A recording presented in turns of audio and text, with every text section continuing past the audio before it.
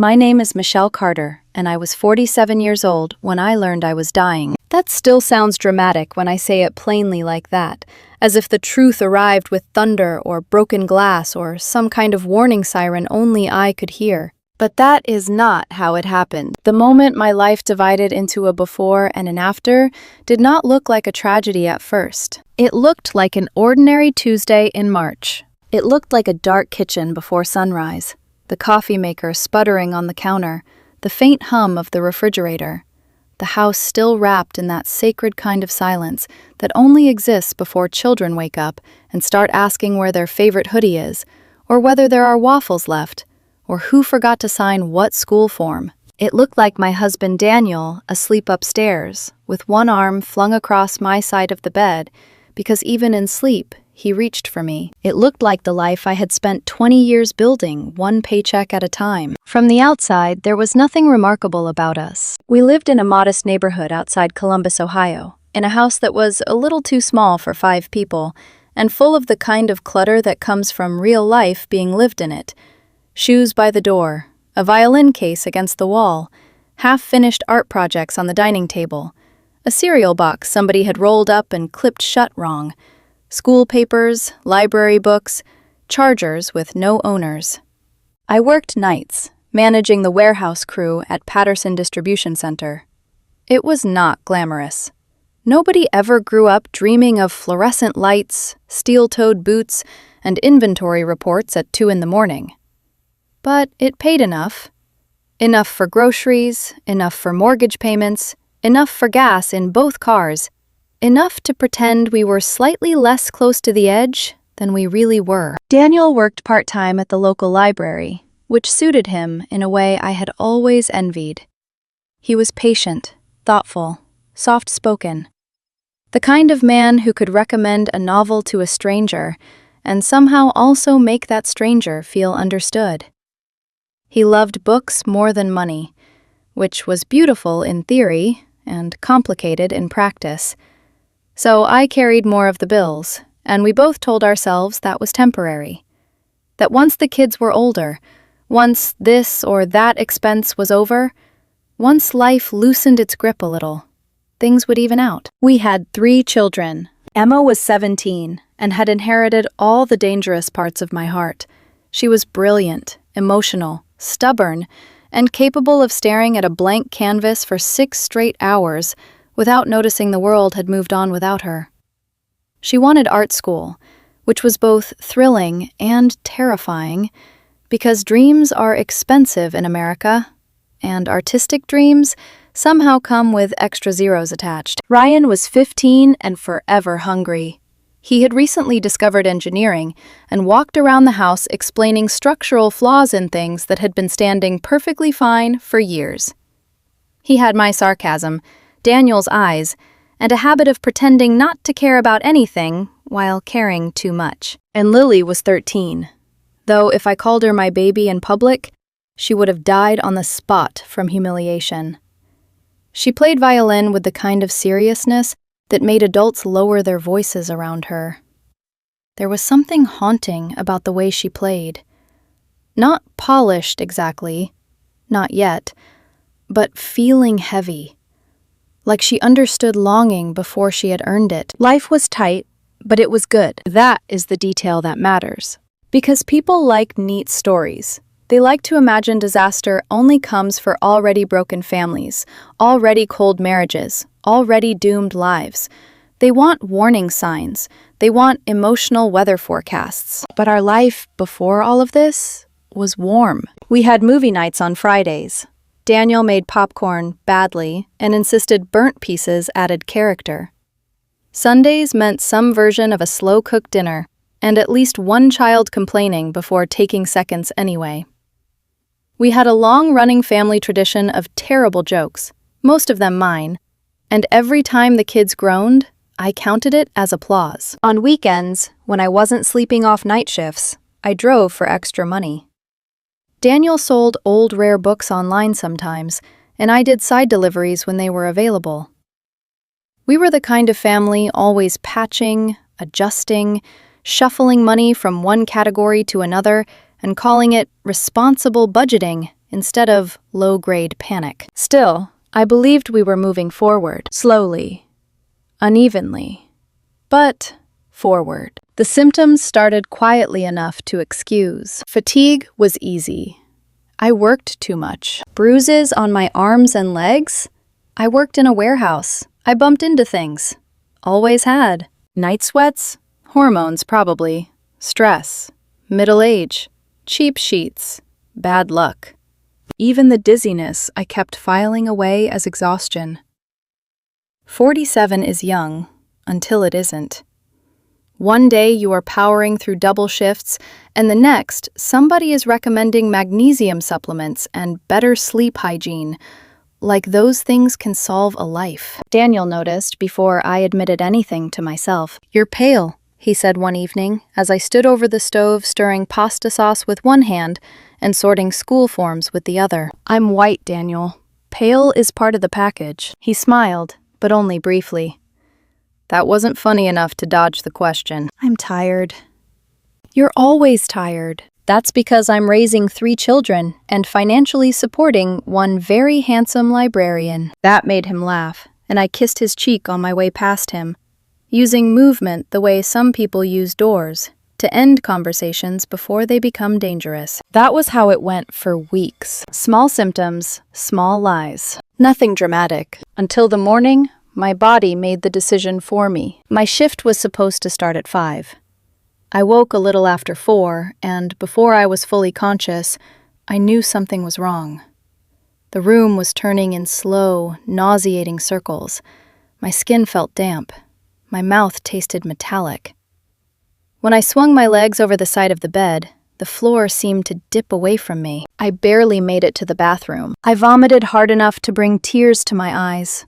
One hand braced against the cold edge of the sink, the overhead light too bright, too white, too cruel. When I looked up, I did not recognize my own face immediately. I looked hollow, not just tired, hollow. There were dark shadows under my eyes, a grayness to my skin, and a strange, fragile quality to my reflection. Like I had been poorly assembled and one sharp breath might split me open. "Michelle?" Daniel's voice came through the door, sleepy and instantly worried. "You okay?" I grabbed a towel, wiped my mouth, and answered too fast. "Something I ate. Do you need me?" "No. Go back to bed." There should be an honesty threshold in marriage. Some sacred line beyond which lying becomes physically impossible. Apparently, there isn't. I called in sick for the first time in years. Daniel offered to drive me to urgent care, but I told him not to miss work over a stomach bug. I even smiled when I said it. That was the first truly frightening thing. Not how sick I felt, but how easy it was to perform normal. The urgent care doctor took one look at my blood work, and her expression changed in a way that drained all the air from the room. She was young. Younger than Emma would be in 10 years. Composed, professional, but too careful with her words. "Michelle," she said, "I need you to go to Ohio Medical Center this afternoon." "This afternoon?" "Yes." "What is it?" "I don't want to speculate before more testing, but your white count is very abnormal. They need to see you right away." Right away. That phrase stayed with me. Not tomorrow. Not this week. Not after I picked Lily up from practice, or signed Ryan's math quiz, or compared tuition estimates with Emma at the kitchen table. Right away. By 2 o'clock, I was sitting in a consultation room across from Dr. Elena Ramirez, a hematologist-oncologist with tired, kind eyes, and the particular calm of someone who has had to destroy lives gently for a living. She did not waste time. "Mrs. Carter," she said, sliding the papers closer to her, "your blood work is highly concerning for acute myeloid leukemia." For a second, I thought I had misunderstood her. Not the words. I heard the words. I just could not fit them into the shape of my life. "Leukemia. Cancer." The room stayed still, but I felt myself receding from it, like I had stepped backward inside my own body. "We'll need a bone marrow biopsy to confirm subtype and severity," she continued, her voice steady. "But I want to be honest with you. This is serious, and it moves quickly. We would need to start treatment as soon as possible. I folded my hands on my lap because they had begun to shake. How long? I asked. That depends on the subtype and how you respond to treatment. And without treatment, she hesitated only once. Months. Potentially longer, but not safely long. Months. I remember nodding as if she had just told me my car needed new brakes. I remember asking practical questions in a voice that did not sound like mine. What kind of treatment? How long in the hospital? What side effects? What cost? That last question changed the room more than the word cancer had. Doctors try not to react to that question. Good ones especially. They try to answer without shame on either side. But shame lives there anyway, in the gap between what medicine can do and what ordinary families can survive. Dr. Ramirez explained insurance deductibles, specialist fees, medications not fully covered, time away from work, inpatient treatment cycles, the possibility of complications, transfusions, emergency admissions. Each sentence felt like watching someone pour black ink into water. Our savings would disappear. The college funds would disappear. The cushion we barely had would disappear. If treatment worked, maybe I would get more time. If treatment failed, I would leave them grieving and financially gutted. I left the hospital with a stack of paperwork I could not yet read and sat in my car in the parking garage for nearly 3 hours. I did not cry at first. I did math. Mortgage balance. Emma's first year of art school. Ryan's future tuition. Lily's lessons, competitions, summer programs. Daniel's income. Utility bills. Car payments. Groceries. Health insurance. The endless, humiliating arithmetic of love in this country. I opened a calculator app and stared at numbers until they blurred. Then, because fear makes strange people of us, I searched life insurance policies. A healthy 47-year-old woman could still qualify for a significant payout. A woman with confirmed leukemia would not. That realization did not arrive as an idea. It arrived as a door. Cold. Narrow. Awful. And once I saw it, I could not unsee it. If I moved fast enough, before the diagnosis settled into every official system, before every database knew what my blood already knew, I might still be able to get a policy. A large one, enough to clear the mortgage, enough to buy time for Daniel, enough to give the kids choices instead of debts. I sat in that concrete parking structure with the engine off and my hands frozen around my phone, and something inside me quietly rearranged itself. There are choices that feel moral when viewed from a distance and monstrous when lived from inside. This was one of them. I could fight publicly, tell my family, pull them into hospitals and bills and hope and fear, and maybe survive a little longer while dragging them toward financial collapse. Or I could use whatever time I had left to build them a landing. I told myself I was being practical. I told myself I was being strong. I told myself many things in that parking garage. The truth was uglier. I was terrified of becoming a burden. Terrified of Daniel watching me fade day by day. Terrified of Emma giving up school to stay close. Terrified of Ryan trying to be the man of the house before he was old enough to rent a car. Terrified of Lily learning grief through hospital machines. By the time I drove home, the decision had already taken root. Daniel was in bed reading when I came in. Glasses low on his nose, lamp on. A paperback open in one hand. Familiar. Ordinary. Beautiful. He looked up and smiled. How'd it go? Long day, I said. That was the moment, I think, when the lie truly began. Not at the hospital. Not in the parking garage. There, in the bedroom, in the soft yellow light, in the face of the man I loved. He set the book aside. What did they say? I crossed the room slowly, buying seconds I did not know how to fill. Nothing definitive yet. More tests. Stress-related stuff, maybe. They want to monitor a few things. Concern stayed in his eyes, but relief softened the edges. Okay, he said. You scared me. I know. I slipped into bed beside him, and he wrapped an arm around me automatically, the way he always did, as if my body was still a fact he could trust. For one wild second, I nearly told him everything. The blood work, the doctor, the word leukemia still echoing inside my ribs. But then Emma's tuition estimate flashed through my mind. Then the mortgage, then Lily's violin, then the look on Daniel's face if I told him our future had just become a math problem with no kind answers. So instead, I rested my head against his shoulder and heard myself say, very casually, very calmly, "I've been thinking we should update our life insurance." He gave a sleepy laugh. "That's romantic." "I'm serious." "I know you are. That's what makes it adorable." "I'm 47, Daniel." "You're 47 and bossy. And you're underinsured." He turned to look at me, studying my face now. "Is this because you got scared today?" "Yes," I whispered, because that, at least, was true. His expression softened completely then, and he kissed my forehead. "Okay," he said, "we'll do it." I lay awake long after he fell asleep. I could hear the house around me settling, a pipe ticking somewhere in the wall, the distant whir of the heat turning on, Emma coughing in her room, one of the kids' phones buzzing with a late-night notification, all the sounds of a life still unaware it had already changed. And in the dark, with Daniel breathing beside me, and the weight of what I had decided pressing down so hard I could hardly inhale, I made myself a promise. If I was going to do this, if I was going to lie, if I was going to carry this alone, if I was going to trade honesty for security, then I would not waste 1 second of whatever time remained. I would build them a future with my own disappearing body if I had to. I would turn every hour left into something they could stand on. And I would make sure that when the truth finally found them, it would arrive holding something more than grief. The first thing I did the next morning was call an insurance agent, not my usual one. Not someone who knew us.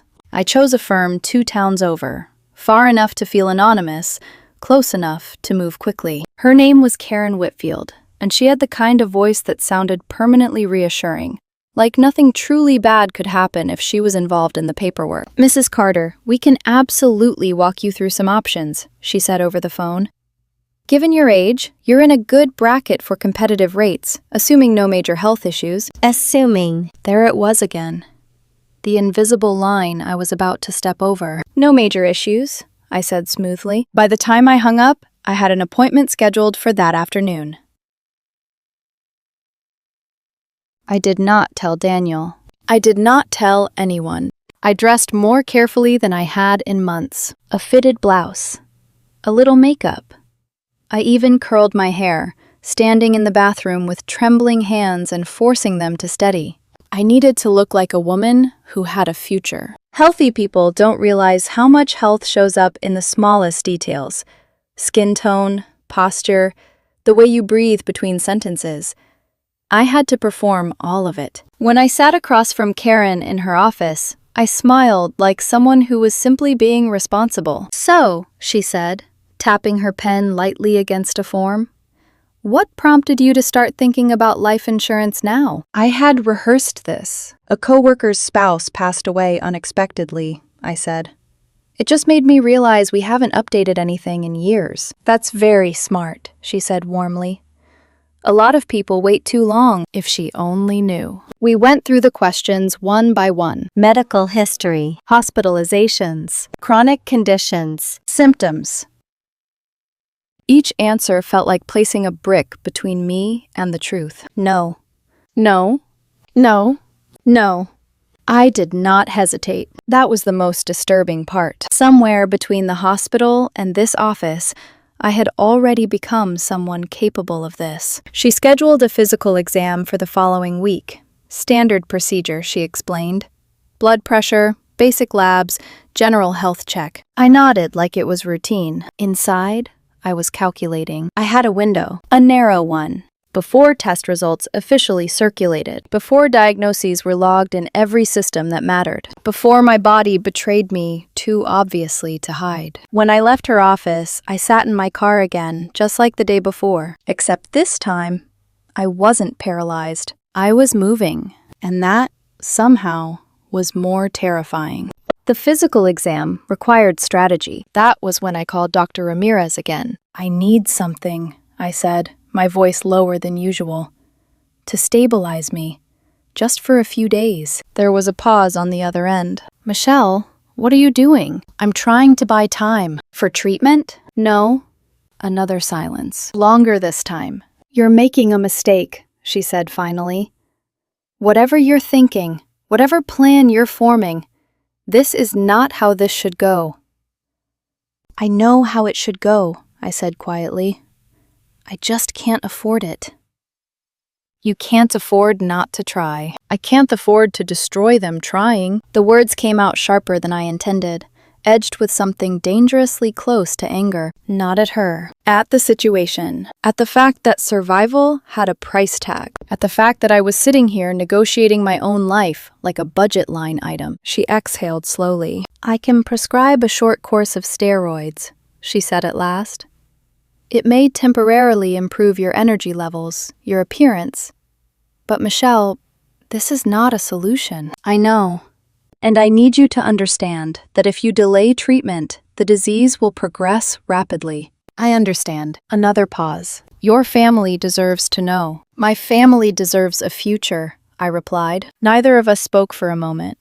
Then she said, quietly, come pick up the prescription. The exam went better than it should have. Better than I deserved. The steroids sharpened everything. My energy, my color, even the way I carried myself.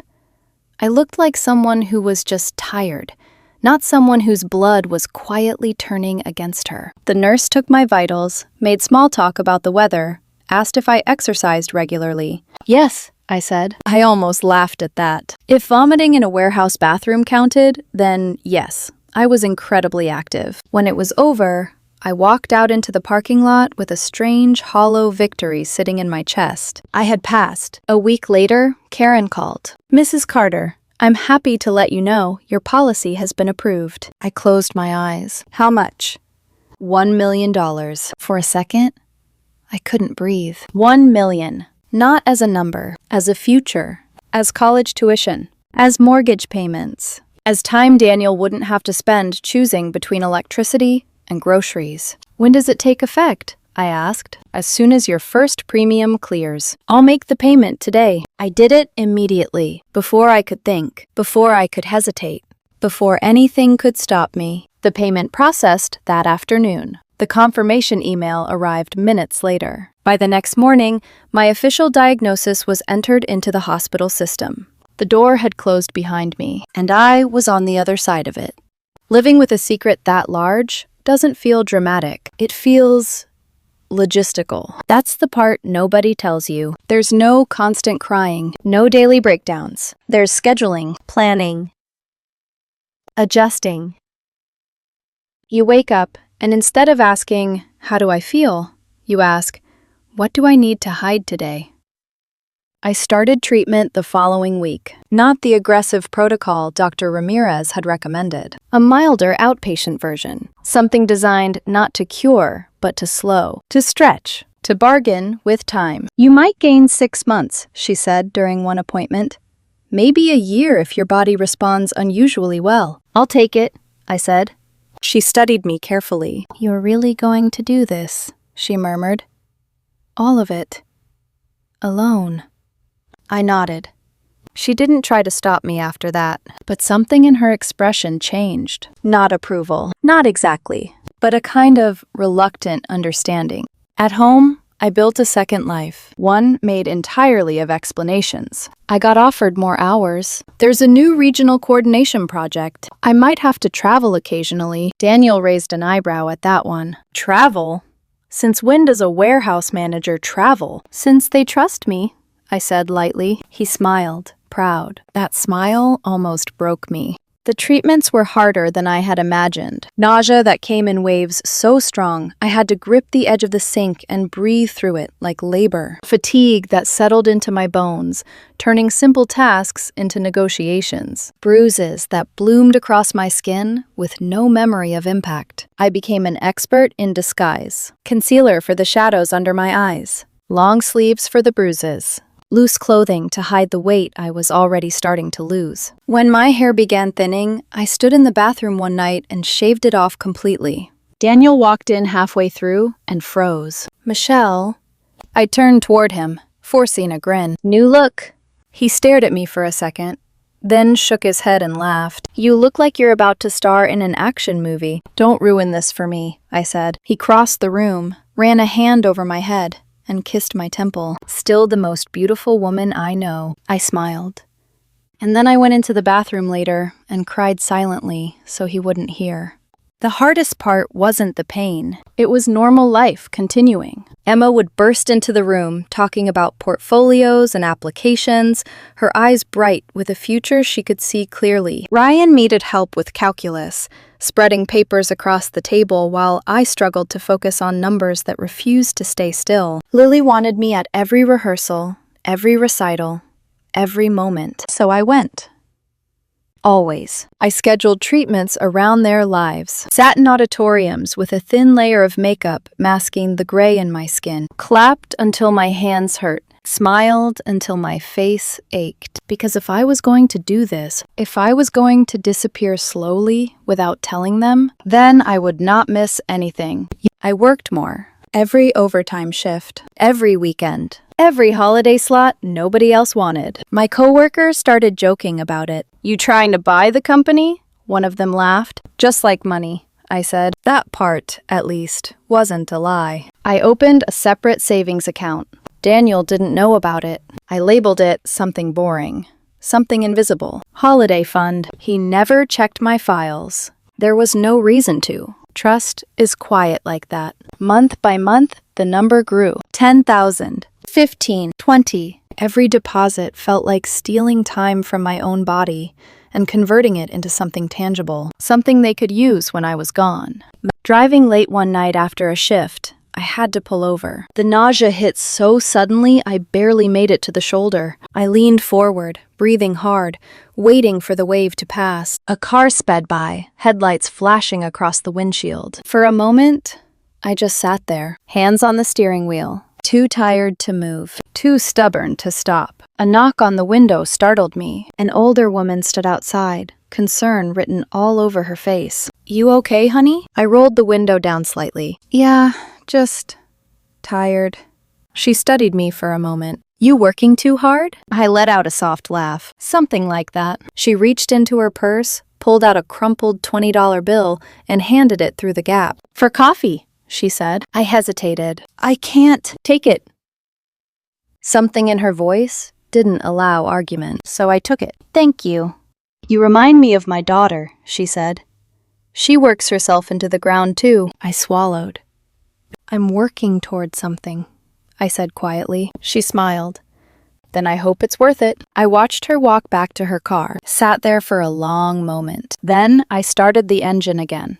By the 6th month, I had saved $30,000. By the 9th, over 50. The numbers mattered. They became my way of measuring time, not in days, not in symptoms, in progress, in proof that this was working, that this meant something. But my body was starting to disagree. The fatigue was deeper now, harder to hide. There were moments, small, terrifying ones, where I felt myself slipping, falling asleep too quickly, losing track of conversations, forgetting simple things. One night, sitting at a red light, I closed my eyes, just for a second. When I opened them again, the car behind me was honking. The light had changed, and something cold settled into my chest. Time wasn't stretching, it was tightening.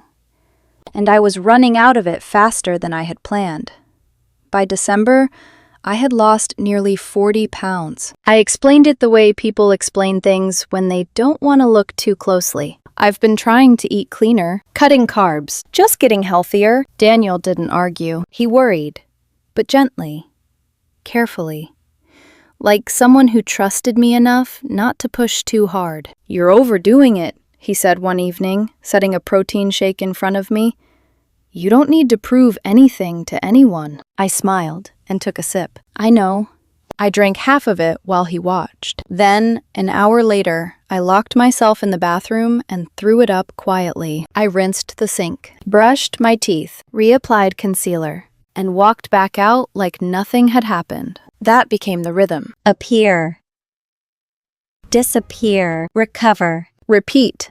Christmas came faster than I was ready for. Or maybe I had been preparing for it all along. I knew in a way I couldn't explain out loud, that it would be my last. So I made it excessive. Overdone. Unforgettable. We bought a tree that was too big for the living room, 12 feet tall, scraping the ceiling, shedding needles across the carpet like confetti.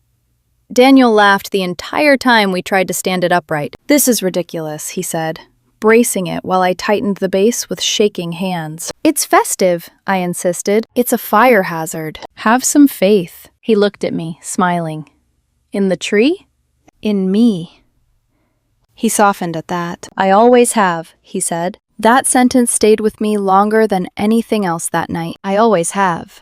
I decorated like someone trying to outpace time. Lights on every surface, garlands across door frames, ornaments layered so thick on the branches you could barely see the green beneath. Ryan climbed onto the roof with me to string lights along the edge, even though I had no business being on a ladder anymore. "Mom, seriously," he said, glancing at me as I steadied myself. "You look like you're about to pass out." "I'm fine." "You've said that a lot lately." I tightened my grip. "I just want it to look good." He studied me for a second, then nodded. "Okay," he said quietly. "Then let's make it perfect." Christmas morning felt like standing inside a memory while it was happening. Emma sat cross-legged by the tree, her hair messy, her eyes still half asleep, but already bright with anticipation. Ryan pretended not to care, leaning against the wall. But I could see the way his foot bounced. Lily hovered closest to me, like she always did, her excitement impossible to contain. Daniel handed out gifts with exaggerated ceremony, making us all wait an extra second before opening anything. "Build suspense," he said. "Or test our patience," Emma shot back. I watched them, not casually, Intentionally. every expression. Every laugh, every moment, I burned it into memory, like I could carry it with me. I had spent more money than I should have, more than made sense, but logic had stopped being the point. Emma opened a professional-grade art tablet she had been talking about for 2 years. Her hands froze over the box. "Mom, open it," I said softly. When she did, her breath caught. "You didn't have to." "I wanted to." Her eyes filled with tears. She tried to hide by laughing. "This is insane," she whispered. I memorized that moment. The way her voice cracked. The way her smile fought with disbelief. Ryan got the gaming computer he'd been slowly saving for. He stared at it like it might disappear if he blinked. "You're kidding." "Nope." He looked up at me, something softer behind his usual sarcasm. "Thanks, Mom." Simple, but it hit harder than anything else. Lily opened her gift last. A violin bow, handmade. Imported. Far beyond what we should have been spending. She held it like it was fragile, like it mattered. "This is from France," she said, almost reverently. I nodded. "You're ready for it." Her eyes filled instantly. "I'm not that good yet." "Yes," I said, my voice steadier than I felt. "You are." Daniel's gift was smaller. A necklace, 3 stones, one for each child, and a small diamond in the center. "For putting up with us," I said lightly. He laughed, but his fingers lingered on it longer than expected. "You've outdone yourself this year," he said, pulling me into a hug. I held on to him just a second too long. "Just feeling festive," I whispered into his shoulder. That night, after everyone went to bed, I stayed downstairs. The house was quiet again. Lights still glowing softly from the tree, wrapping paper half cleaned from the floor, evidence of joy everywhere. I sat on the couch with a stack of blank paper, and I started writing. The first letter was for Emma, high school graduation. I wrote about how proud I was of her, how her courage to create had always scared and amazed me at the same time, how I hoped she would never shrink herself to make other people comfortable. The second was for Ryan, his first day of college. I told him he didn't have to have everything figured out. That curiosity mattered more than certainty. That kindness mattered more than success. The third was for Lily, her wedding day. That one was harder. I had to stop twice, walk into the kitchen, breathe, come back, write again. Then I wrote for Daniel, different dates, different versions of him. 50 years old, 60, 70. On the days he would feel most alone. On the days he might forget to eat. On the days he might finally laugh again, without guilt. I wrote to him as if I could still reach him, as if words could stretch across time. By the time I finished, the sun was starting to rise. My hands ached. My chest felt hollow. But there was a strange peace in it, too. Like I had placed pieces of myself somewhere safe. Somewhere they could still be found later. I stored the letters in a box in my office closet. Labeled carefully. Organized by date, by moment, by memory. Each one a version of goodbye I didn't get to say out loud. January broke whatever illusion I had left. I collapsed at work. Not dramatically, not in front of everyone, just quietly. In my office, one moment I was standing, the next I was on the floor. The carpet rough against my cheek, the taste of blood in my mouth. When I came to, my first instinct wasn't fear, it was calculation. How long had I been out? Had anyone seen?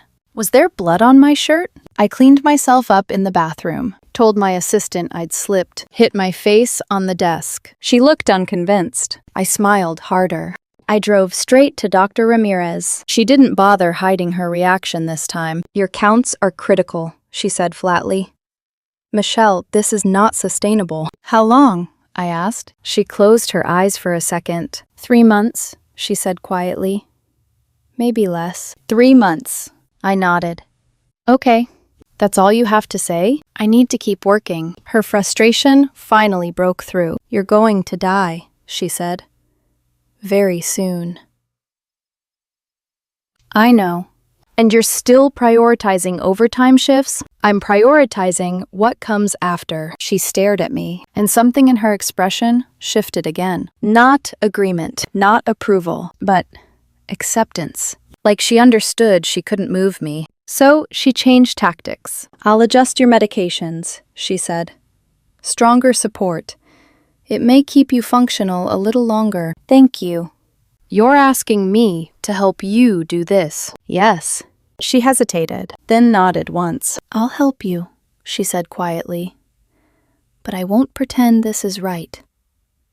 I'm not asking you to. February was worse. The kind of worse that doesn't leave room for denial. I started using real makeup. Foundation. Concealer. Contour.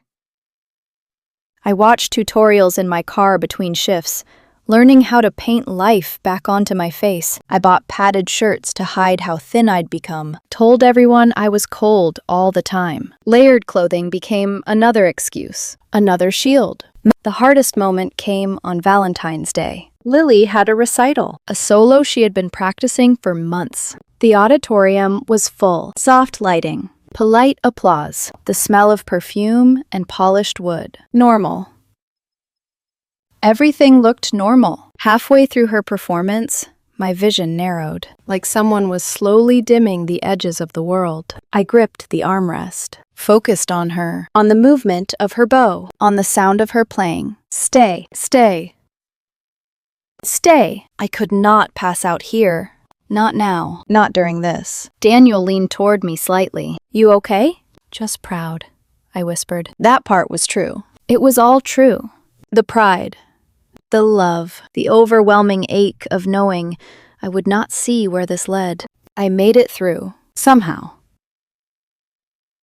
Stood for the applause, clapped until my hands shook, held on to Daniel's arm a little longer than usual. No one said anything, but I saw the looks, the questions forming, the edge of something they couldn't yet name. March arrived. 1 full year since the diagnosis. I had saved over $75,000. The insurance policy was fully active. 6 months of the mortgage prepaid. College funds stabilized. The plan was working, but my body was done cooperating. I started coughing up blood, small amounts at first. Easy to explain away. Cold. Dry air. Nothing serious. The lies were thinner now, harder to hold. I could feel it. The end wasn't approaching slowly anymore. It was closing in, fast. And for the first time since that parking garage, I was afraid I might not finish. April arrived quietly. No announcement, no warning. just a shift in the air that I felt before I understood. I woke up on the 15th and knew, not in a dramatic, cinematic way, in a practical one. My gums were bleeding, not a little. Not something I could rinse away and ignore. Steady. Persistent. When I stood, the room tilted so sharply, I had to grab the edge of the dresser to stay upright. My legs felt hollow, like something essential had been removed from them overnight. I looked at myself in the mirror. Really looked this time. There was no covering it anymore. No amount of concealer could fix what I was seeing. My skin had gone almost translucent. My eyes sunken. There was a fragility to me that didn't belong to someone who could keep pretending. I pressed my hand flat against the counter and waited for the dizziness to pass. It didn't. That was when I understood. This wasn't weeks anymore. This was hours. Daniel had already left for work. The kids were at school. The house was empty. It felt intentional, like life had given me one final pocket of silence to finish what I had started. I moved slowly, Carefully. not because I wanted to, because I had to. Every step required thought now. Every movement, a negotiation. But I had 3 things left to do. Just 3. First, the money. I logged into the account I had built piece by piece over the past year. Every overtime shift, every late night drive, every moment I chose work over rest. The balance stared back at me. $82,417. I transferred it all into Daniel's account. My fingers hovered over the confirmation button for a second. Not because I hesitated, because I wanted to mark the moment. This was the result. This was what it had all been for. I pressed confirm. Second, the letter. The last one. The only one that mattered immediately. The truth. I sat at my desk, the room spinning gently around me, and began to write. I didn't overthink it. There wasn't time for perfection, only honesty. I told him everything. The diagnosis, the decision, the insurance policy, the money.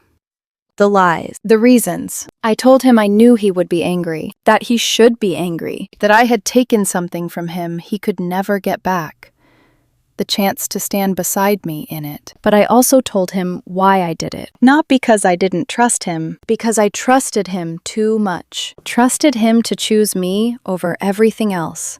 And I couldn't let him make that choice. I couldn't let him burn down our future trying to save me. By the time I finished, my hand was shaking so badly I could barely sign my name. I folded the letter carefully, placed it in an envelope, wrote on the front, "Daniel, read immediately." Then I walked it upstairs and set it on his pillow, right where he would see it, right where he would understand that something was wrong. Third, I needed to leave. Not dramatically. Not in a way that would frighten them. I needed to make it to the hospital, so they would have answers. So Dr. Ramirez could explain. So I wouldn't just disappear. The drive there was quiet, strangely peaceful. The kind of calm that comes when a decision is no longer ahead of you, but behind you. I parked carefully, straightened the wheel, turned off the engine. For a second, I just sat there, hands resting in my lap, breathing slowly. This was it. There was nothing left to plan, nothing left to calculate, nothing left to hide. I stepped out of the car, made it halfway to the emergency entrance, and then my legs gave out. I didn't feel the fall. Not really. Just a sudden absence of control. A sharp brightness. Voices. Then, nothing. I never woke up again. Later, Dr. Ramirez told them what happened. She kept her promise. She called Daniel, her voice steady, even though I know now it wasn't easy for her. "Your wife has been admitted," she said. "You need to come immediately." He didn't understand at first. Of course he didn't. As far as he knew, I had gone to work. As far as he knew, I was fine. He arrived with the kids. All 3 of them pulled out of school. Confused. Worried. Still believing this was something temporary, something explainable. Dr. Ramirez met them in the waiting room, and she told them the truth, all of it. The diagnosis, the timeline, the treatments, the fact that I had been dying for over a year. Daniel said the same thing everyone says in that moment. That's not possible, because how could it be? How could someone sit at the dinner table, laugh at jokes, help with homework, decorate for Christmas, while dying? But then the pieces started to move. The weight loss, the fatigue, the extra work, the travel. No, the insurance policy, the way I had been watching them more closely, holding them a little longer. Daniel sat down slowly, like his body had forgotten how to hold him up. And in that moment, he understood. They were allowed to see me. I was already gone in every way that mattered. Machines breathing for me, body failing. Still. Quiet. Daniel held one of my hands. Emma held the other. Ryan stood at the foot of the bed, trying not to fall apart. Lily climbed onto the edge of the bed and pressed her face into my shoulder. They stayed like that for hours, until there was nothing left to stay for. They found the letters that night. Willie did. In my office. The box, carefully labeled, organized. 43 of them. For birthdays, graduations, heartbreaks, Anniversaries. moments I would miss. Daniel found his letter first. The one on the pillow. The one that explained everything. He read it alone. And then again. And then he sat on the edge of the bed and cried in a way I had never seen before. Not quietly, not controlled. Open. Broken. He was angry. Of course he was. At me. At the choice. At the silence. At the fact that I had taken something from him he could never get back. The chance to say goodbye properly. The chance to fight with me. To carry some of it. But he also saw what I had left behind. The insurance. The savings. The prepaid mortgage. The college funds. Every piece of the plan. Every hour I had traded for their future. The anger didn't disappear. Not completely, but it changed. Shifted. Made room for something else. Something harder to name. Emma went to art school. She kept one of my letters in her bag the entire first year. She painted constantly. Not just assignments. Me. Us. Moments. There was one piece she entered into a competition. A woman standing in a kitchen, smiling. But her reflection in the window behind her was fading. It won. Ryan studied harder than he ever had. Engineering. Structure. Systems that didn't fail. He wrote about me in his college essay, not the illness. The work. The idea of building something that lasts, even when you don't. Lily. She played better than before. Not because she practiced more, because she understood something now. Something about loss. About holding emotion inside sound. Her music changed. People noticed. Daniel. It took him longer. Grief and anger don't move at the same speed. He talked to me sometimes, out loud, in the kitchen, in the quiet moments. Arguing. Laughing. Remembering. Forgiving. Not all at once, but slowly, piece by piece. Years later, he told someone something simple. She didn't choose to leave us, he said. She chose how she would take care of us when she couldn't stay. I know not everyone would understand what I did. Some would say I was wrong, that I should have told them, that I should have let them be there. Maybe they're right. Maybe there was another version of this story where we fought together, where we lost anyway, but held each other through it. But this is the version I chose, the only one I could live with. They say you can't take anything with you when you go. That's true. But you can leave something behind. Not just money. Not just plans. Something quieter. Something harder to measure. Time. In a different form. Every tuition payment. Every bill already covered. Every moment they didn't have to stop their lives to survive mine. That was time. Time I couldn't live, but could still give. If you ask me now if it was worth it, I don't think I'd answer with certainty. Only this. I loved them. Fiercely. Completely. In the only way I knew how at the end. And somewhere, in every life they built after me, I was still there. Not in the way I wanted, but in the way I could be. That had to be enough.